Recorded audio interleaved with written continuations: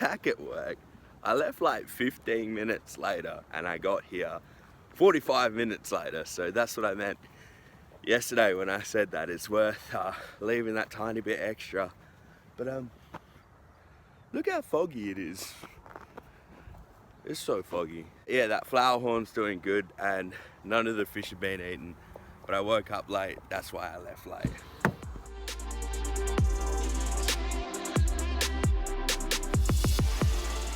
Completely forgot to mention that I got my car bogged yesterday, so put a photo of that up because that was pretty funny. But let's hope we don't get bogged today because it's like swampy. That'll be an even worse recovery attempt.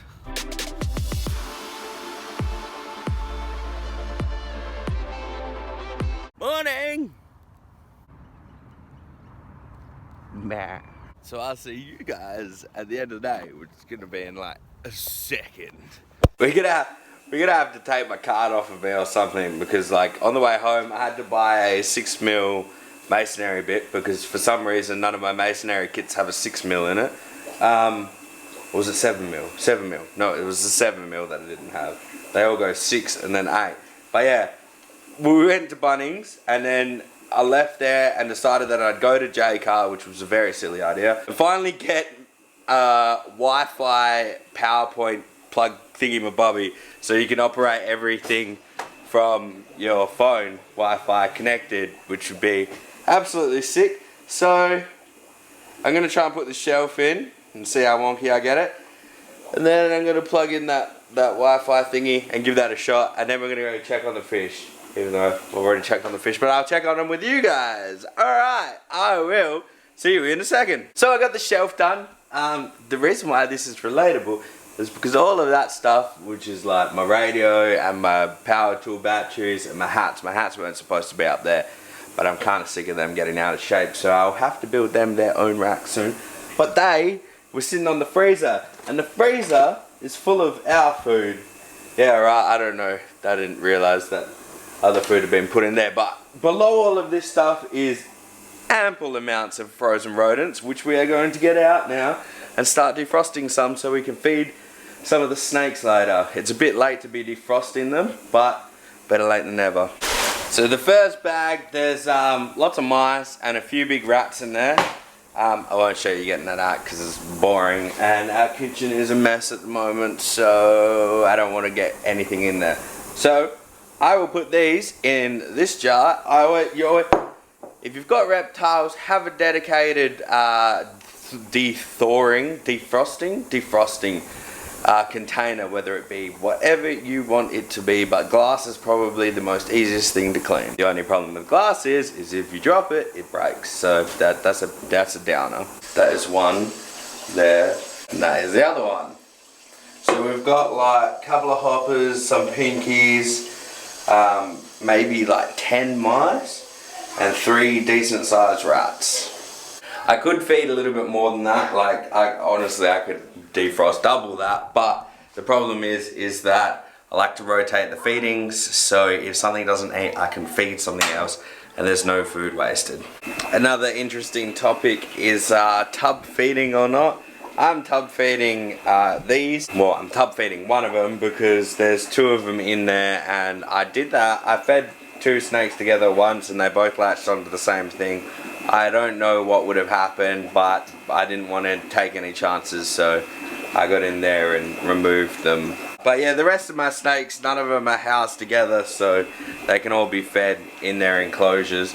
As a handling thing, I think that might be a myth.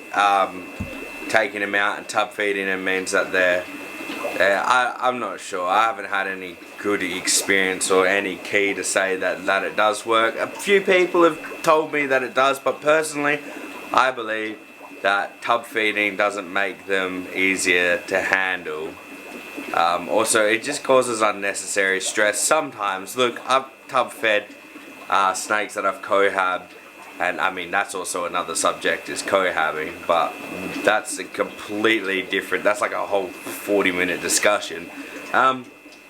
Yeah, I've tub fed and I've removed them straight after, and they don't regurgitate. They don't show any signs of regurgitating or any signs of stress whatsoever, and you just put them back in and they're fine. But in this case, I will be tub feeding this girl, and I might leave her out for the night in the tub and just do that tub up a little bit nicer for her. So, yeah, we'll see what happens there. I should have separated them for breeding so they weren't so used to each other, but meh.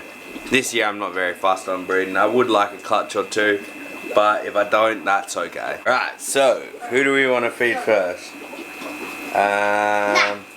You want to feed Mac first? Yeah. Alright, let's go feed Mac. He's in a bit of a pain spot because that tub is in front of his enclosure, but we will feed him.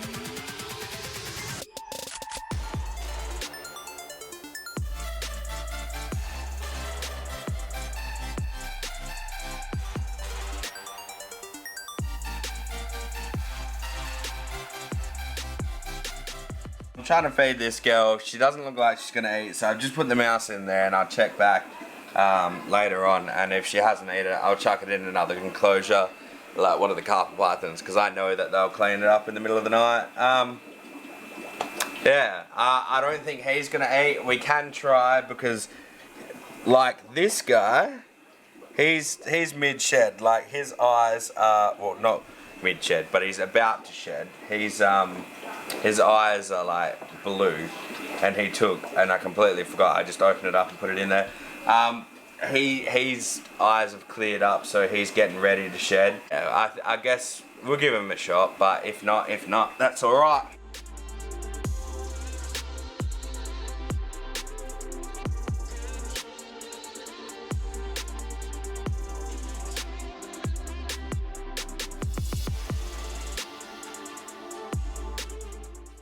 So Fatso's in the box. I don't think he's gonna eat. Ipso is real grumpy. I don't think she's gonna eat, but I'm gonna leave the rat in with her and see. She actually just leaped almost 4 feet from that corner over there. She almost got me right here. So yeah, she's got a good reach on her. Let's feed this girl. Wait, did we already feed her? I don't even remember now. I think I might have fed her. Oh well, let's feed her again.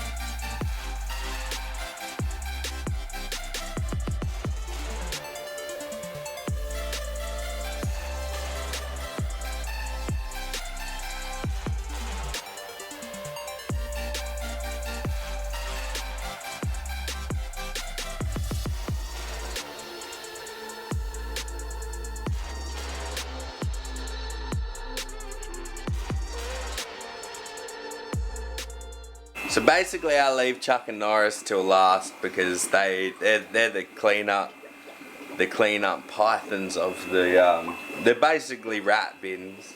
They'll eat anything, whenever and however it looks. Mac is not as big and he's starting to get a bit chunky because I started getting cheap food and I got a little bit excited, so it is quite easy to overfeed your snakes. But the female down here, I didn't get a video of it, but she has now taken the mouse and dragged it into the hide, so hopefully she eats that. And yeah, so Chuck has his rat. I'll show you that one. Sorry if I'm jumpy in the videos. It's quite scary not watching. Like if you're looking through a camera to try and get a good shot and then the camera's delay, you feel it before you see it on the camera, so it's kind of it feels a bit weird. So yeah, I think I'm gonna wrap this video up here. Actually, we'll try and get we'll try something else. I forgot that I had a few little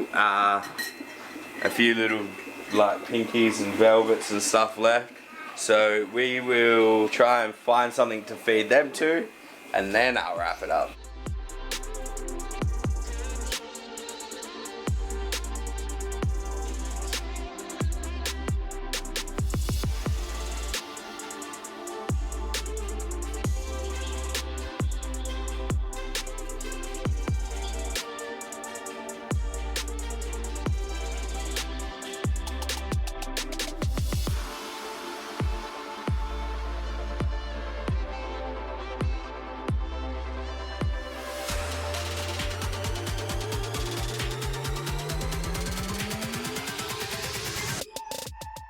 So I guess we're gonna just go through the stimmies and dump some of the bigger hoppers and fuzzies and stuff in there, and then I might try and feed the frogs some. So yeah, well actually.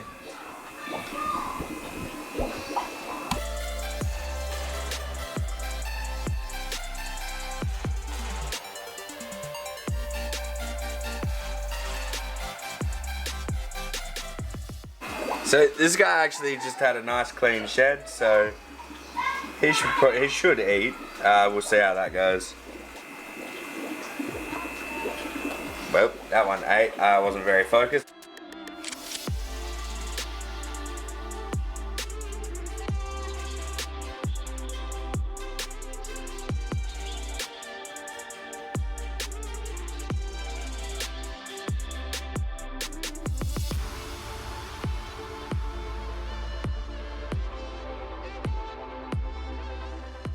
So she's eaten. They've all cleaned up the little thing. She's gone away. She has not moved. She's still essing in the corner. So I'm gonna leave her alone, and I'm gonna chuck that rat in Norris's, and you can see Norris's head just poking up over the back there. He is probably trying to ask, where is my food? Yeah, so sorry the footage isn't that great. I'll chuck a couple of photos on my Facebook and Instagram. But I'll have to do a solid feeding video and get somebody to help me record, because it is so hard to record and feed because you're like looking through the camera and you're putting food like a mile away from where you're supposed to be doing it. I can't remember if there was anything else that I was supposed to go over today. Flowerhorn is sinking a little bit less, so he's able to keep himself upright a little bit better without struggling. We cleaned up that other sponge filter, the other big sponge filter, and I'm probably going to space them between these tanks, but the sponge filter literally takes up the whole tank, so it seems a bit extreme. So yeah, take it easy guys, thanks for watching, stay awesome, and remember, you can't fail if you try. See ya.